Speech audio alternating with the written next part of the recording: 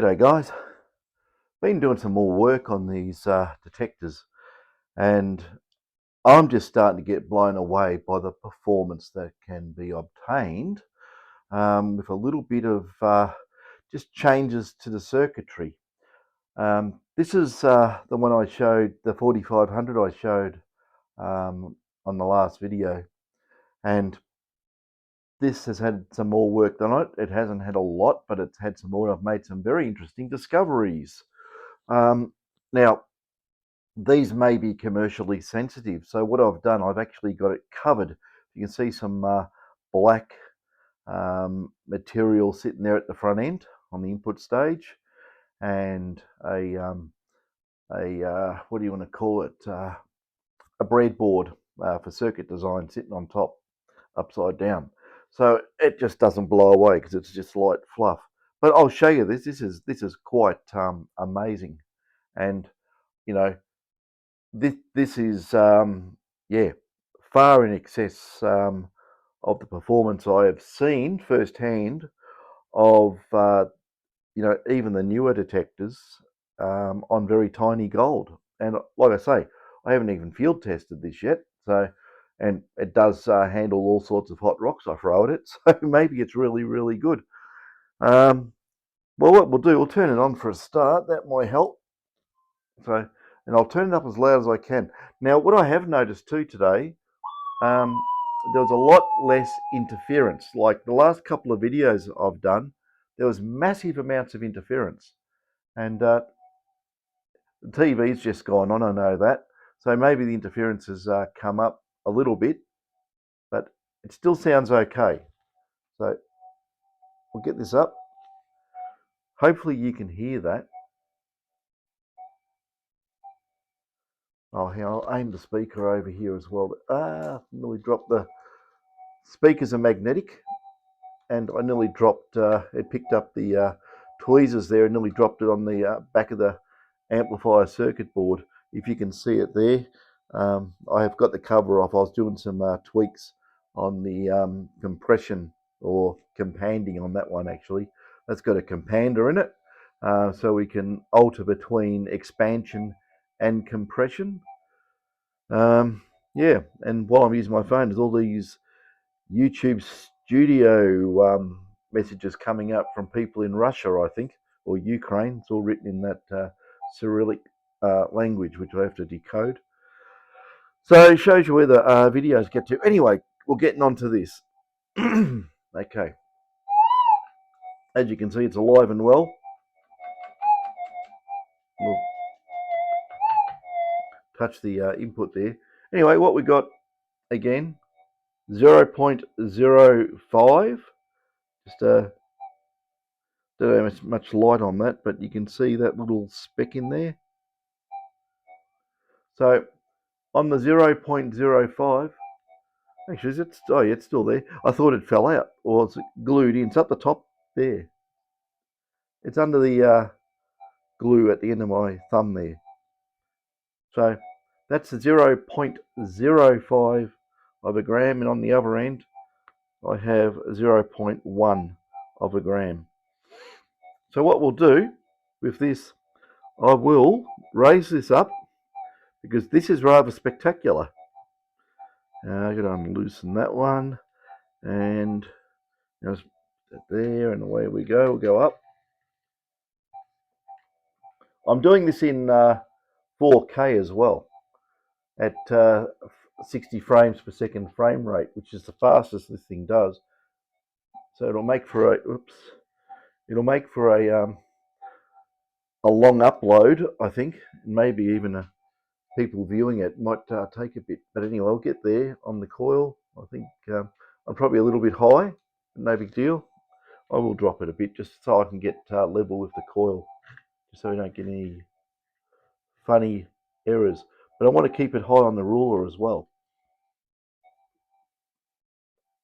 I can't get the camera too close, it does cause interference, I have discovered. So what we'll do, we'll start off with the 0.05 piece of gold sitting there in the glue. And first of all, I'll go pretty close to the coil. So you can hear that. I've never, ever heard a detector do that with such a small piece of gold. Anyway, let's go and do the height test. And this is our ruler here. I'll make sure it doesn't fall off. I'll push it across a bit. As soon as I touch the coil then and push it towards the test equipment, it started making noise. So actually I will pull it back. I put the ruler behind. I think that, let me look. Yeah, it's still okay. I can call it. That is unreal. That's really bizarre. It's in normal mode. But like I say, I've been doing some experiments on this, and this is absolutely unbelievable. Now, just now the interference is starting to pick up a little bit, but it's still okay. Okay, here we go. Let's see what we get to. Now, normally on most detectors at that height with this, it's a slight whisper. You don't even hear it. That's just punching through like crazy. Okay, here we go.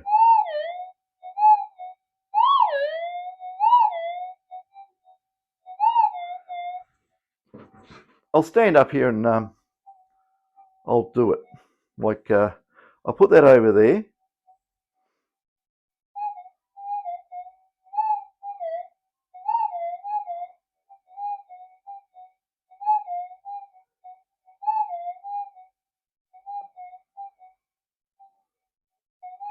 Damn coil lead is in the way to swing it.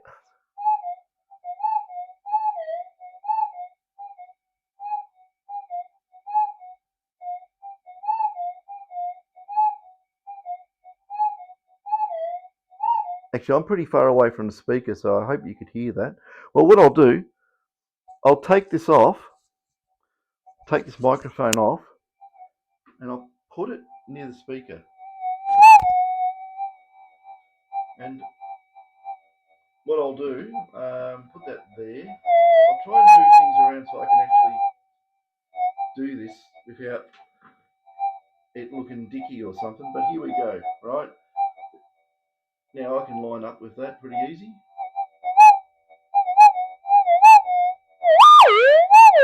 Now you got to remember, it's a double D coil. Sweet spot, can't touch it with the stick, is right around here where the receive coil is. Bit of an overlap here, and the transmit coil's on the other side, which is usually fairly insensitive because it's in double D cancel mode at the moment, obviously, because otherwise the interference would just blow us out of the water. But anyway, here we go.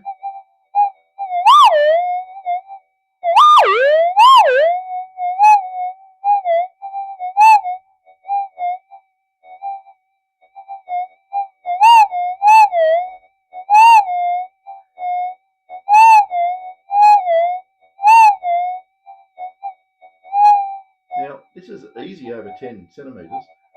Now, at great risk of making noise, I'm going to push it over here. Still okay. I probably could tweak the frequency on it to get rid of some of the noise, but I'm not going to worry. Okay, this should give us a really good look at how far we get. You watch this.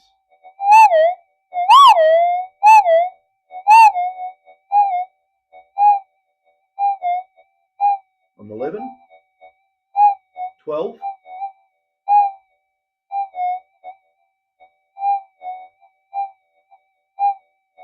13. A bit of noise coming through now. When that electrical interference comes through, it destroys the depth capability. I'll just tweak the frequency on the detector if I can. I don't want to turn the wrong knob. I think it's on. No, it's on gain. We're running factory gain of 9. Intra frequency on this thing. Okay.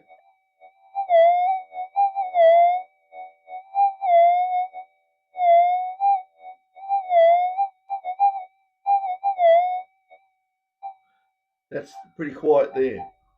So we'll see how it goes.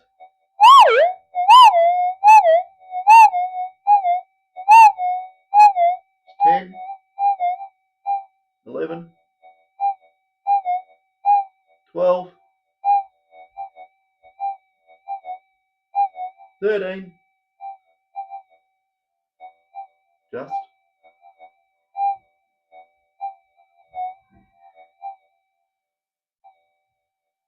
I was trying to go for 14, can't do it.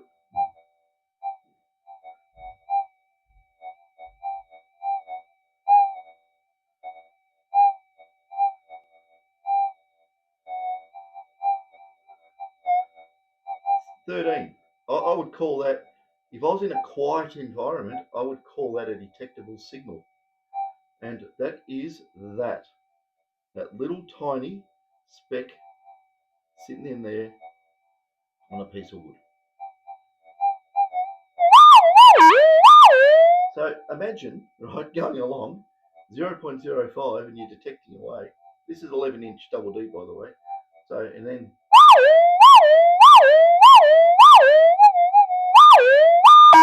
you can overload the detector. So that is massive. Okay, proof of the pudding time, right, is always the proof. Will it ground balance with how it's performing? So I'll grab the microphone, stick it back on me, unless you can't hear that, not hear me. But okay, I hope that's not too loud. I've got a collar on, I've stuck it on the collar. So we've got the Kalgoorlie Hot Rock,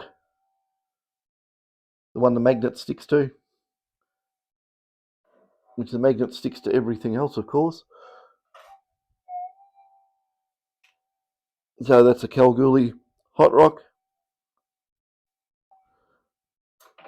There goes the tweezers onto the thing. So anyway, we've got the Hot Rock here. Now I'll make sure I've got this in, let me have a look. Okay, flicked into tracking.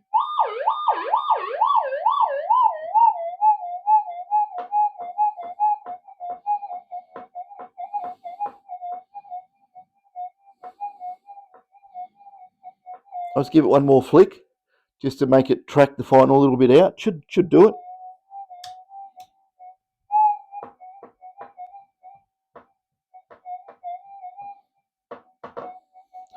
I think it's doing pretty good to remove that hot rock. It's a freaking doozy of a thing. So we can get rid of the hot rocks, and I'm in normal timings,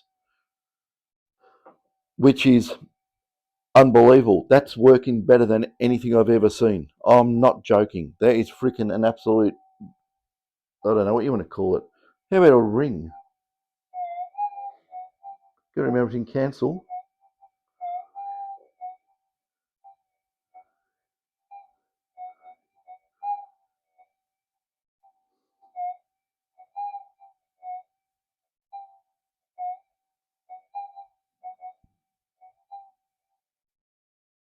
Well over the top of the ruler. Normally in cancel mode, the fields cancel. You only get up to about here on a large optic. Like that ring's got all sorts of cuts and motifs on it and things, so it probably doesn't work that well. How about we try? It's pretty dumb doing it with a double D coil on depth, but that's meant to be an iCAD battery. It weighs about 5 grams. I doubt it's an iCAD battery, but it's probably got no meat in it. It's very, very light. Yeah, I'll grab something I know is metal, a lithium battery. So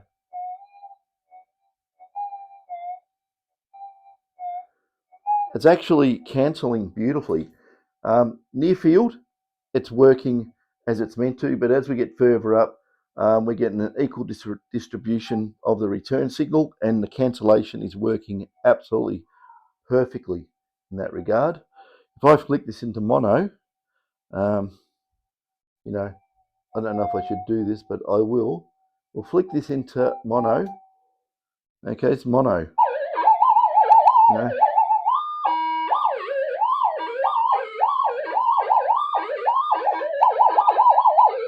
So that just shows you how much noise is here. You've got to use a cancel coil.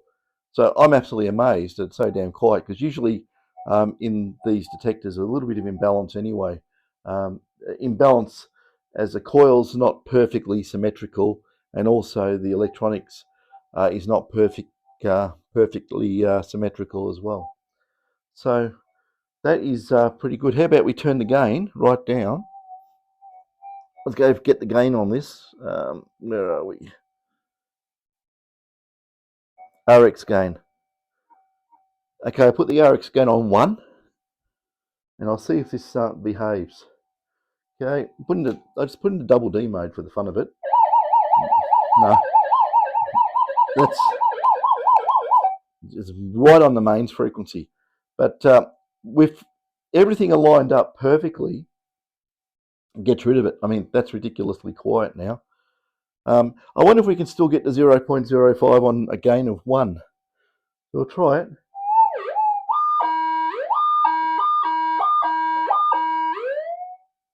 It's just punchy. That's all it is, 0.05.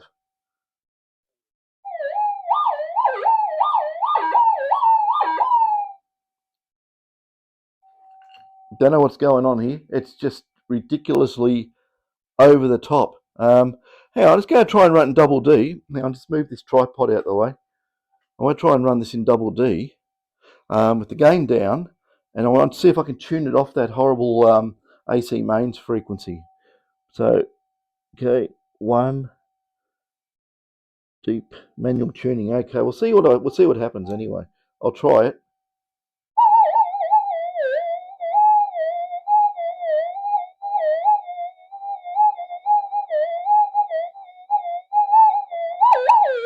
Jesus.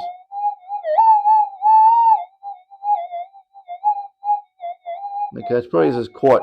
That's in gain of 1 in double D mode inside the workshop. Not advisable.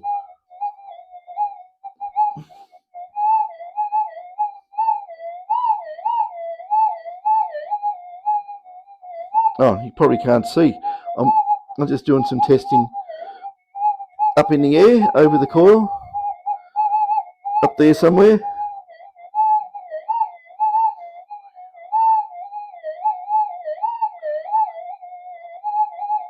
Like I say, gain of 1 and heaps of noise. Still picks that up okay. Try the ring again for the fun of it.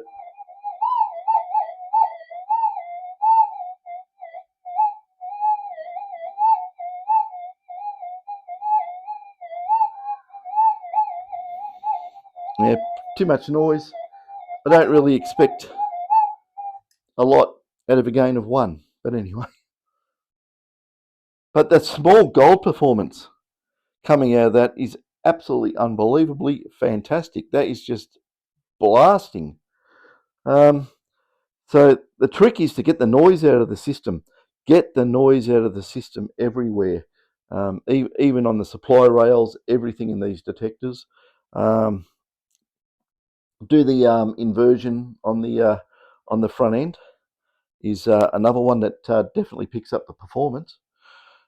And yeah, basically a few tricks of the trade goes in it. Like I used to do a lot of RF stuff, right? And I've actually applied principles of RF design into this detector, even though it's a DC thing. But the thing is, the transition from transmit, fly back, get rid of the flyback as quick as you can, and sample as early as you can.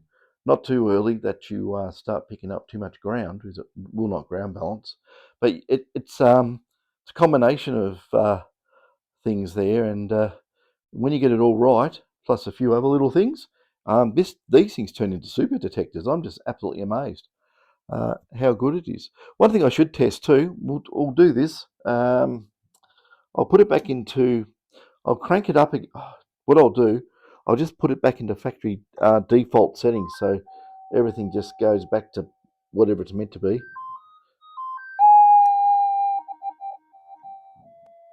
Okay, I lost my high tones too. Oh well, not to worry. Okay, it's running there beautifully. But what I want to do is I want to see if we can make sure that it hasn't picked up Earth's magnetic field problems. So what I'll do, I'll introduce some high level magnetics near the coil. I mean, that's pretty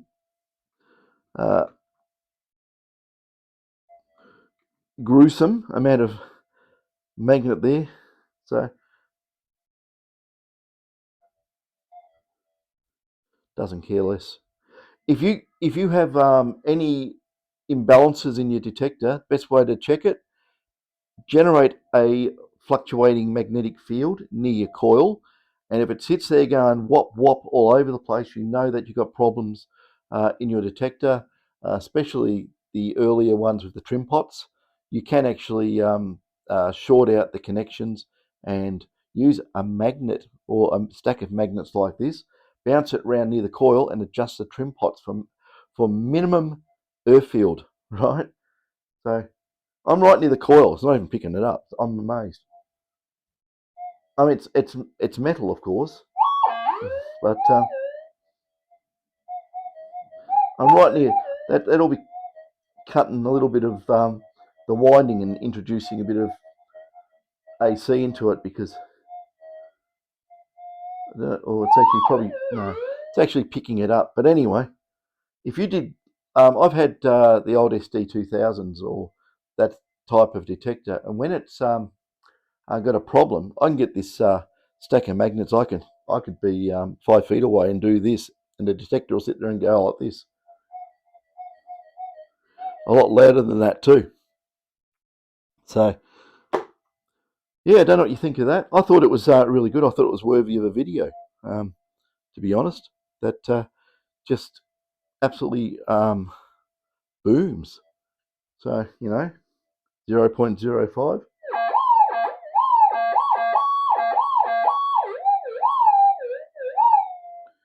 Crazy, isn't it? And after I've done a factory reset on it, it's a lot quieter. There's just a couple of woofs coming through, so the frequency's changed. I might have had the frequency too close to mains harmonics before, and that's what we were getting. But anyway, it's as quiet as a mouse. Let's try it in enhance. Give it a go in enhance. So I put it into enhance mode.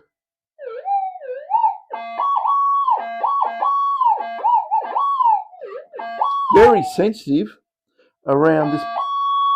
That's a 0.1. I use it as a pointer, silly me. It's very sensitive around this area here on the coil. Now I've always found that where this the red sticker is, there's a red sticker here, little round sticker. It seems to be a sweet spot. I don't know if that's done on purpose or just coincidental. And also along the blue here at the top, you probably can't see what I'm pointing at because I'm too low. So I'll make this go up a bit. Not that it's really important, but there we go. And I'll just lock that there so it doesn't do anything crazy. If you can just see there's a little red sticker, red and white sticker, and the front blue one. This is a GP series coil. It's not even probably the best coil to use. You want to try this with a new nugget finder or something like that. It'd be quite an eye opener. But I'll show you. Like I'll just put the ruler like so it's up backwards. Get the target away, the 0.5 away. But you look where the sweet spots are on this coil. There you are. That red spot.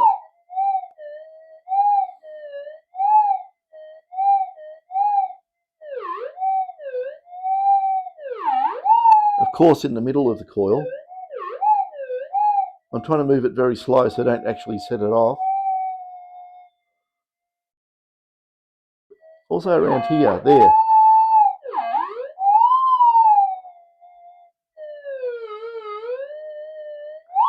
Yeah.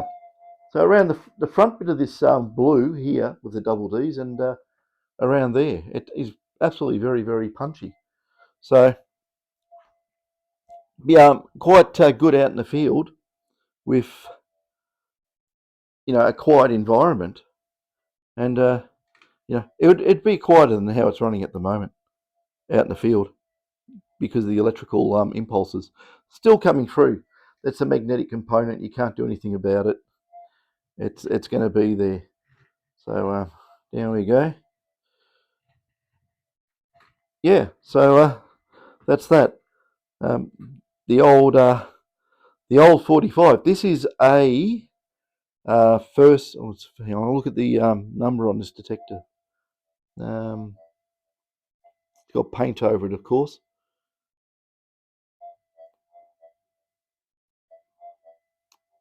I can't tell what it is. 1 point something. It's good to know which version these are. Let's get rid of that paint. It's got a bit of paint sitting there over it. So 1.1 version 1.1 seems to work really well on these detectors. So yeah, that's amazing. That really is amazing. I am amazed. I am absolutely over the moon with that. I want to get out and start using this detecting. I'll tell you, right? Dear me, I've got a 7,000 that's getting done, and what I'll do, we'll give that the treatment because that means it'll be a really good detector. Um, get rid of the noise out of the system on that. We'll take it out and go to the test site, and we'll do some tests with this particular detector here. And um, I've got another one I've done too, another 45 of mine, which is down there. That's got a stack of boards in it. That's a ripper as well. But I haven't done what I've done to the front end on that, what I've done to that one. So maybe I should re-engineer that and take that down there with all the extra boards with the front end variable gain and all the low noise front end. It might be, this might be a real game changer. This is unbelievable anyway. I'm absolutely over the moon with this. So all the hard work has paid off. Um, I spent just another probably 2 hours on this doing it up, and well, that's the end result. It's an absolute ripper, to say the least. So there you go, 45. You could probably do the same with the old GP Extremes 3000s, 3500s. I think they'd come up the same because I'm running this in normal mode. So yeah, well, the other one I did, the other detector, I was getting the GP Extreme, I was getting it up round, where was it? 8 and 9 centimeters on that ruler. Where most of the detectors will, peter out around about 6 or 7. They won't go above that. So I could show you that anyway. I got a 5,000 down there. I could plug it in. But it's in other videos. Have a look in the other videos. Stock standard 5,000 just is deaf as a post when I'm doing the experiments. So as I say, in my humble opinion, this is, I can't swear on YouTube, um, but you know what I mean. You know what I mean. This is really good. Anyway, that's enough of a waffle. It's Friday night. I'm going to go and have some sake, of all things. I've got a bottle of sake, so I'm going to throw that into a little bottle, put it in the microwave, heat it up, and sit back and drink that and eat blue cheese. Anyway, have a good one, guys. Well, I was just stoked, so I thought I'd do the video. You've seen the video. Sorry for pumping out videos so quickly, but the what's happening is happening quickly, and I thought that you fellows who in the detecting community, the serious gold seekers out there, might be interested in what can be done to these detectors. It is a real eye opener. So yeah, like I say, I've been busy. If you look down there, detectors all over the place, and they're all over there. They're up on behind me. They're in a cupboard. They're over there. They're up there. They're all up there in the box, and they're down there, and I don't even know if you can see it all. But yeah, I've been pretty busy. I had 7,000s that people wanted. I got those out the door. We're getting really good feedback on 7,000s, by the way, after they're done. I got one more to do this weekend, and I will take that out and field test it, but I'll do it at a test site. So he who has sent it in probably knows who he is, and we'll do a video of your detector. We'll do side by sides. Anyway, enough waffle. Catches.